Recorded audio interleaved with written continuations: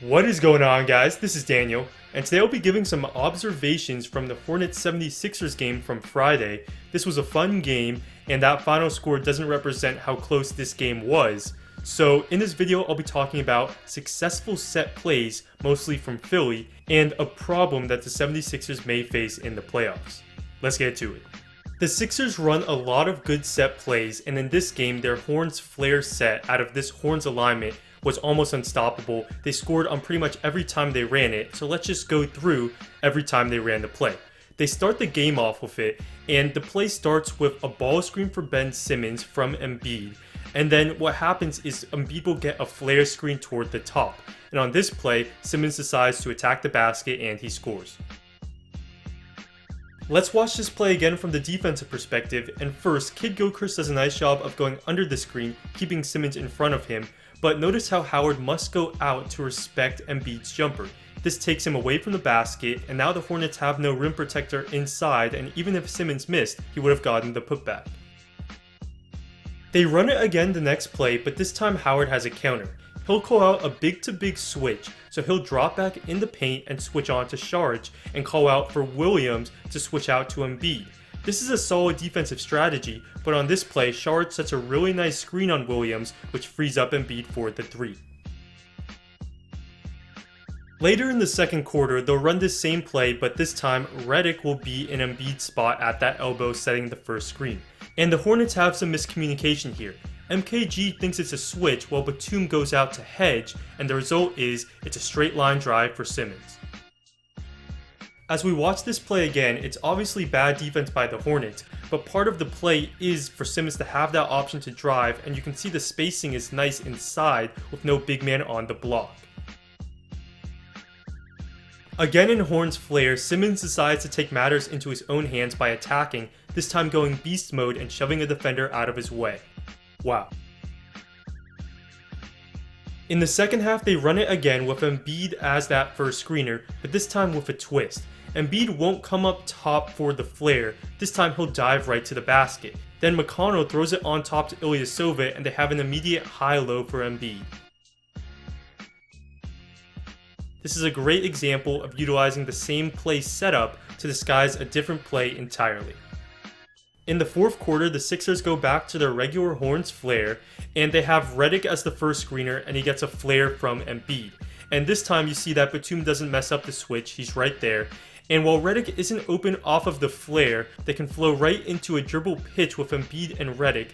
And now with Embiid rolling, this is trouble for the defense. Notice how they nicely set it up this time so there's no Sixer in that weak side corner, which means that there isn't a defender to bump Embiid on the roll. Howard knows this, so he decides to stick with Embiid knowing he won't have help, but that frees up Redick on the drive, and it's an easy layup. With a minute 45 left, the Sixers run the same play, and again, Redick isn't open off of the flare, but he is open off of the screen towards the middle. And again, Charlotte doesn't step up at all, and Redick gets to the rim, and it's a goaltend. There were of course better ways for the Hornets to defend this play, but it is a tough play to defend, and it puts a lot of pressure on Howard. Another play the Sixers had success with is this one, which they ran several times after a free throw. And what happens is Covington runs under the basket to get the pass, and then Redick will set a cross screen for Embiid. And Redick's gravity is crucial. Batum doesn't want to leave Redick because Redick can shoot and come off another screen, so there is no help, and Embiid gets a layup here. Here it is again, no help from Redick's man on that screen, and Embiid gets fouled.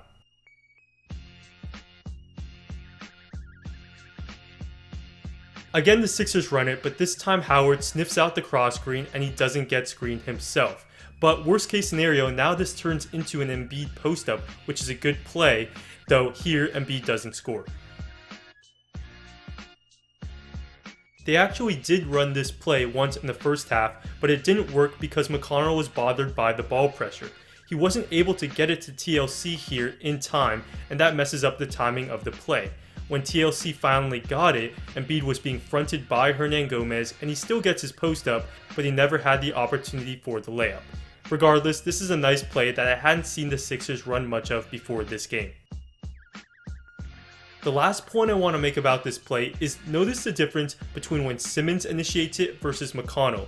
Simmons won't face that ball pressure because he's a non-shooter and a dangerous scorer. This allows him to get it easily to Covington when this play worked here. The last Sixer play I'll talk about is this nice after timeout set for new addition Ersan Ilyasova. So it starts out looking like a play for Bellinelli as he comes off a pin down, but what Bellinelli will do is he'll curl the screen and pin in on Ilyasova's man. This frees up Ilyasova for the 3 when Ersan pops out. Nice. Let's talk about this interesting hammer set for the Hornets after a timeout. So what they'll do is they'll get a high pick and roll on top, and what it looks like is Kaminsky will receive a hammer screen during the pick and roll to get a 3 in the corner. Ilyasova sees this and looks to fight through the screen. But what seems to happen on this play is Batum reads what Ilyasova is going to do and instead already is firing a pass to Kaminsky on the wing, and Kaminsky nails the 3. So that was either a great read by Batum and Kaminsky, or that play was designed to get a 3 on the wing the whole time. I'm not sure.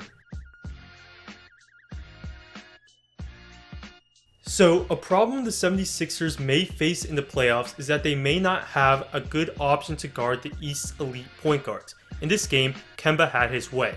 In the East, there's a decent chance they'll draw a matchup against Kyle Lowry, Kyrie Irving, or Mr. Indoor Sunglasses John Wall, and those great point guards might be bad matchups for the Sixers. Covington spent a lot of time guarding Kemba in this game, and he simply doesn't have the quickness to keep up. And here, after navigating a few screens, he fouls. Notice how when Kemba changes directions on this play, this leaves Covington a bit behind. And to try to make up for that, he goes and lunges at Kemba, fouling him on a 3-point shot. This time, Covington looks like he's on skates as Kemba crosses him up.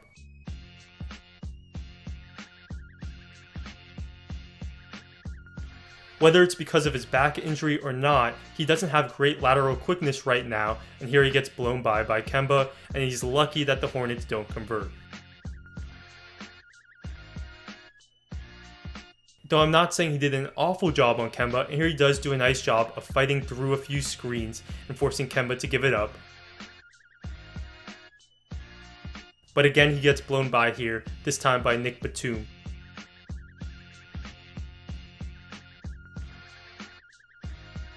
McConnell guarded Kemba some, but the main concern of course is will guys like Lowry and Irving be able to just shoot over him because of his lack of height.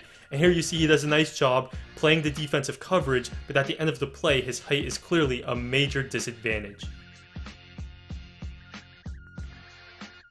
And he's not immune to his fair share of mistakes, and here he ducks under the handoff, which gives Kemba, a really good shooter, a clean look. Redick guarded Walker some as well, and he didn't do a bad job, but he just doesn't have the quickness necessary to defend the elite point guards, and here he gets beat away from the screen as Walker is able to drive baseline and create a drive and kick opportunity. Here he fouls Walker on the 3 in the pick and roll. If the Sixers do face one of these elite point guards, it's not all about the individual defender, team defense is important too, but the one-on-one battle matters, and the 76ers likely do not have someone to match up well, and this isn't breaking news, but it's certainly something to keep an eye on as we get closer to the playoffs. Also, Mike O'Connor, a terrific writer from The Athletic, joined me on a podcast to talk about the Sixers this past weekend. We talked the offense, Brett Brown, and much more. So check that out if you're a 76ers fan or if you just want to hear my voice. And anyways, it was fun to do this video, take a look at some of the Sixers set plays which I like. So thanks for watching, and I'll see you next time.